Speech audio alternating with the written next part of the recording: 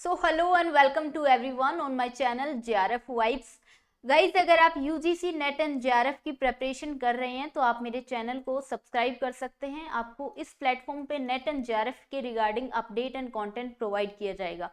लेकिन आज हम बात करेंगे अभी जो एमपी सेट का एग्ज़ाम हुआ है 27 अगस्त को।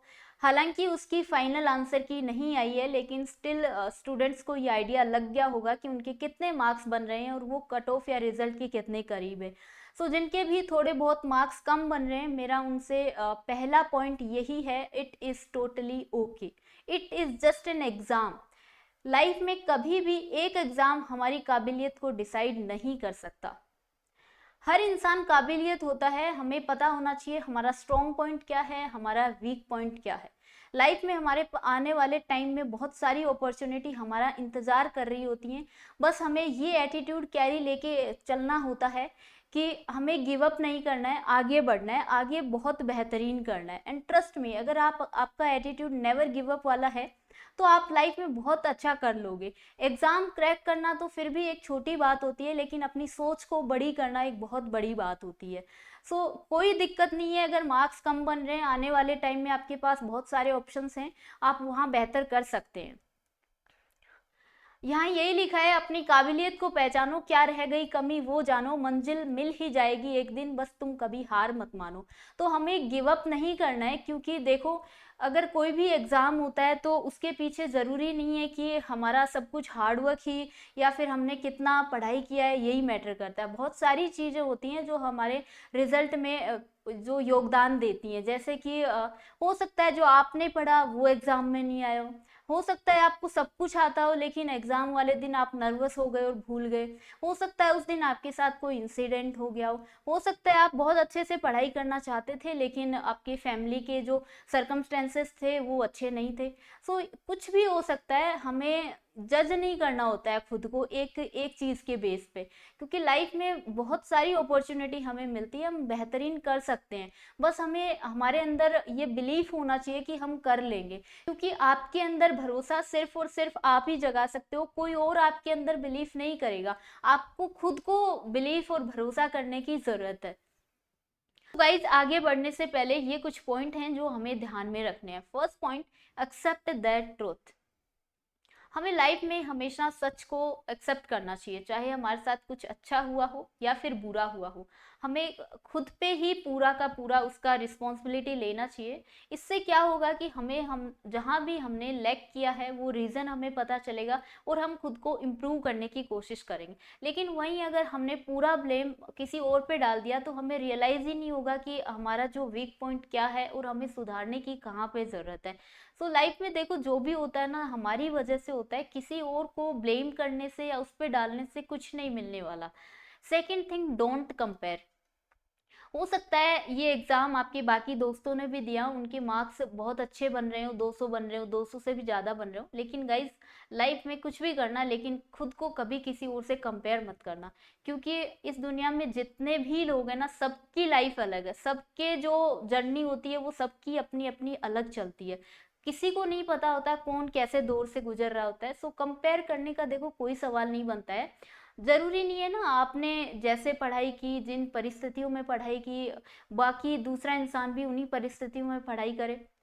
तो देखो, कंपेयर किसी और से नहीं, कंपेयर खुद से करो। अपने पहले वाले दिन को अपने आने वाले दिन से कंपेयर करो। आप कल क्या थे, आने वाले टाइम में आप क्या बनना चाहते हो, इन दोनों चीज़ों को कंपेयर करो। क्योंकि आप अगर खुद से तुलना करोगे ना तो खुद का एक बेस्ट वर्जन निकाल के लेके आओगे।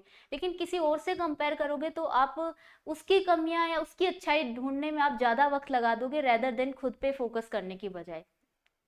Third thing, analysis yourself. अभी जो एमपी सेट का एग्ज़ाम हुआ है, ठीक है, उसमें जितने भी नंबर आए, कम आए ज़्यादा आए, ठीक है, उसको भूल जाओ। लेकिन पॉइंट ये है कि जो एग्ज़ाम हुआ है उस पे उसमें आपके मार्क्स कम क्यों आए, आपको ये रीज़न पता होना चाहिए। उस पेपर को उठाओ, अभी आपके पास वो पूरा पेपर है, ऑफलाइन हुआ है, उसका एक एक क्वेश्चन ठीक से पढ़ो। उसमें देखो कि कौन से ऐसे जो टॉपिक थे जो आपको बहुत अच्छे से आते थे? कौन से ऐसे टॉपिक थे जो आपको थोड़े थोड़े आते थे या जिनमें आप डाउटफुल सिचुएशन में थे, 50-50 आंसर आपको पता थे? या कौन से ऐसे टॉपिक थे जो आपको बिल्कुल नहीं आते थे, आपने पहली बार सुने हो? यहाँ ये सबसे बेस्ट तरीका होता है खुद को एनालिसिस करने का। आपको अपने आप पता चल जाएगा आप कहाँ पे स्ट्रोंग हो, कहाँ पे आप वीक हो, सो दैट आपको पता चल जाएगा कि आपको कहाँ पे ज़्यादा फोकस करना है। सो ये सबसे इम्पॉर्टेंट टॉपिक है इस एग्जाम को एनालिसिस करना, ताकि आने वाले हर एग्जाम में आपको ये हेल्पफुल रहे। Next thing, find your strength. देखो, काबिलियत हर इंसान के अंदर होती है, बस हमें पहचानने में थोड़ा वक्त लग जाता है कि हमारी स्ट्रेंथ क्या है या हमारा स्ट्रोंग एरिया क्या है। सो ऐसा कुछ नहीं है कि आपने हार्डवर्क नहीं किया या फिर किसी और वजह से आपके मार्क्स कम आए। हार्डवर्क सबने किया होगा, लेकिन देखो बहुत सारी चीज़ें लाइफ में मैटर करती हैं। सो खुद की स्ट्रेंथ को पहचानो, क्योंकि आने वाले टाइम में भी बहुत अपॉर्चुनिटी है। ऐसा कुछ नहीं है, एक एग्जाम से कुछ नहीं होता। आने वाले टाइम में अगर हम बेहतर कर लेंगे तो वो बेस्ट है। Next thing, make a list of topic. अभी जो आपने एनालिसिस किया है उसको ऐसे ही नहीं छोड़ना है। एक पेपर लो, ब्लैंक पेपर लो, उन टॉपिक्स की लिस्ट बनाओ जो कि आपको लग रहे हो ना कि आपको बिल्कुल नहीं आ रहे, या फिर रिपीटेडली जो बार बार पूछे जा रहे हैं। जैसे यूजीसी नेट के एग्जाम में भी अगर सेम क्वेश्चन पूछे जा रहे हैं, या फिर बाकी स्टेट के एग्जाम में, बाकी स्टेट का जो सेट एग्जाम हुआ है उनमें भी सेम क्वेश्चन पूछे जा रहे हैं, मतलब टॉपिक इंपॉर्टेंट है।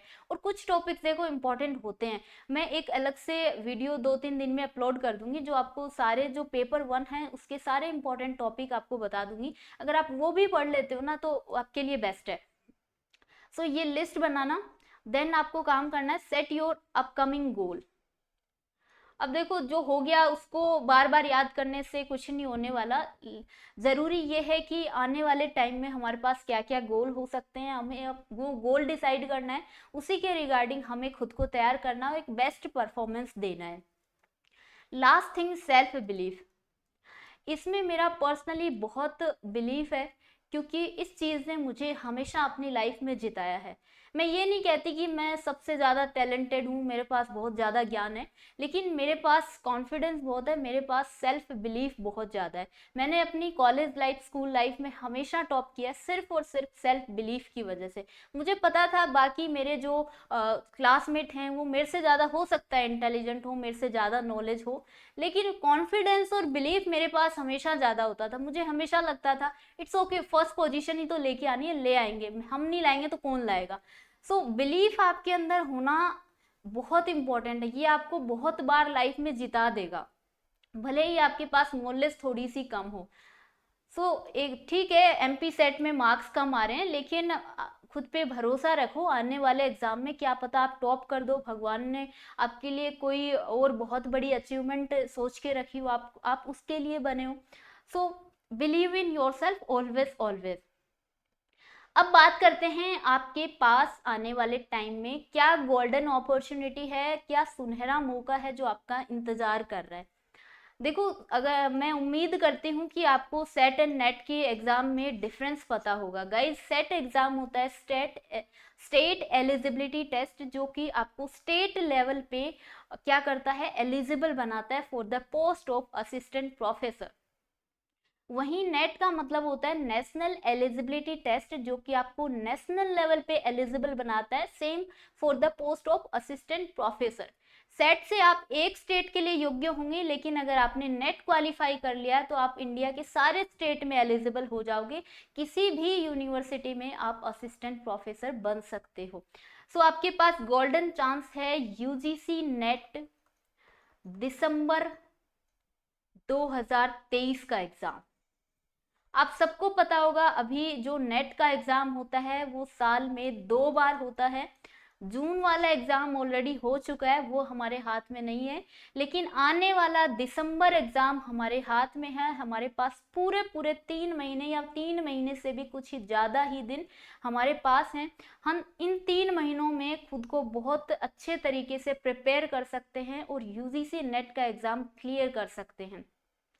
मैं आपको बिल्कुल ट्रस्ट के साथ बोल सकती हूँ कि आप 3 महीनों में यूजीसी नेट क्लियर कर सकते हो। अगर आपने 3 महीने डेडिकेट होके पढ़ाई की, अगर दिल से आपने हार्ड वर्क किया, तो आपका एग्ज़ाम क्लियर हो जाएगा। क्योंकि यूजीसी नेट देखो कोई बहुत बड़ा एग्ज़ाम या बहुत टफ लेवल का एग्ज़ाम नहीं आता है। आप एक बार अच्छे से पढ़ाई करके इसको क्लियर कर सकते हो। मैं ये इसलिए बोल रही हूँ क्योंकि मैंने भी नेट एंड जेआरएफ क्लियर किया है। ऑलराइट, सो दिसंबर का यूजीसी नेट एग्जाम आपका होना चाहिए टारगेट। नेट और सेट का सिलेबस बिल्कुल सेम आता है एकदम। आपको इसमें भी पेपर 1 और पेपर 2 दो पेपर होते हैं। पेपर 1 में 10 यूनिट्स आती हैं, पेपर 2 में भी 10 यूनिट्स ही आती हैं। इन 10 यूनिट्स में वही teaching aptitude, research aptitude, logical reasoning, communication, DI, maths, RC, reasoning, ICT, higher education, PD, और ये 10 यूनिट आपने जिस भी सब्जेक्ट में मास्टर डिग्री की है वो आपकी 10 यूनिट आती हैं। तो सिलेबस बिल्कुल सेम रहता है, लेवल थोड़ा सा अप डाउन चलता रहता है, लेकिन आपके पास इनफ टाइम है। इतने टाइम में आप अच्छे से पढ़ाई कर सकते हो, एग्जाम भी क्रैक कर सकते हो। सो इसको अपना टारगेट बनाओ और ये मान के चलो कि आपको इसमें बेस्ट परफॉर्मेंस देना ही है, आपको सेलेक्ट होना ही है और आप हो जाओगे। ऑलराइट, सो जितने भी इम्पोर्टेंट टॉपिक हैं उन पे मेरा एक अलग से वीडियो आपको 2-3 दिन में मिल जाएगा। एंड उसके अलावा आपकी 90 डेज जो स्ट्रेटेजी है इस एग्ज़ाम को प्रिपेयर करने के लिए, इस रिगार्डिंग भी आपको 2-3 दिन में वीडियो मिल जाएगा। ऑलराइट, सो आप अपने बेस पे भी अपनी एक प्लानिंग बनाओ, कैसे आपको सिलेबस कवर करना है, रिवीजन करना है, कितने टाइम में, कौन से टॉपिक आपको अच्छे से आते हैं, किन टॉपिक्स पे आपको ज़्यादा फोकस करना है। लेकिन इससे देखो बेस्ट जो आपके पास अभी चांस है वो फिर आपको मिलेगा नेक्स्ट ईयर, वो भी जून जुलाई में जाके। सो सेट एग्ज़ाम नहीं हुआ तो कोई दिक्कत नहीं है, नेट एग्ज़ाम बहुत गोल्डन चांस है।